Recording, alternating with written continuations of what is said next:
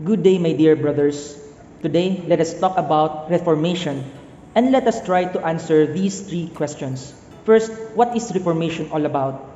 Second, how did the Church respond to this event? And lastly, what are the three major impacts of understanding correctly this event today? Reformation, also known as the Protestant Reformation, was a religious revolution that took place in the Western Church in the 16th century. Its greatest leader undoubtedly was Martin Luther.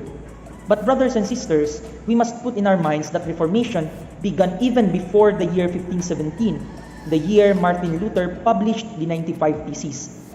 Luther's reform aided the Catholic reform by emphasizing the danger of continuing the old and unreformed ways.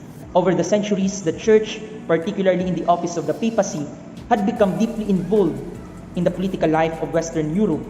The resulting intrigues and political manipulations, combined with the Church's increasing power and wealth, contributed to the bankrupting of the Church as a spiritual force. The Reformation is said to have begun when Martin Luther posted the 95 Theses. But that is not true, because Reformation already started in the Church even before Martin Luther posted his 95 Theses. Reformation launched a vigorous campaign against the old religion. The Church responded to this event through counter-reformation.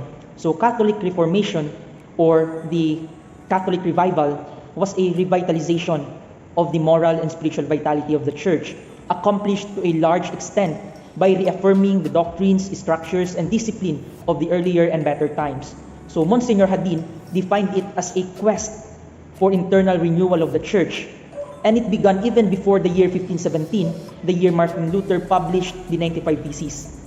According to the material written by John O'Malley, S.J., it all began with the effort of individuals to rekindle spiritual fervor in themselves and their neighbors. Thus, it began independently of the Protestant Reformation and before it. In fact, Luther's Reformation was in some ways originally part of it. And the greatest religious achievement of the Catholic Reformation was evangelization.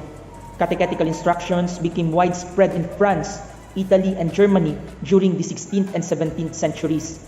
So the Jesuits, along with the Oratorians and the Capuchins, and also the Vincentians, took the lead. The three major impacts of understanding correctly this event today are: first, the Catholic Reformation helped the Church to reform and revive itself.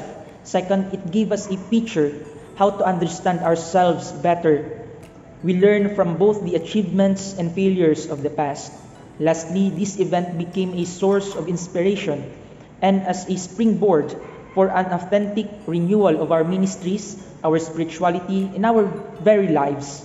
But to be fruitful, it must be coupled with critical reflection and understanding. Thank you, and I hope you learned something from this short video presentation.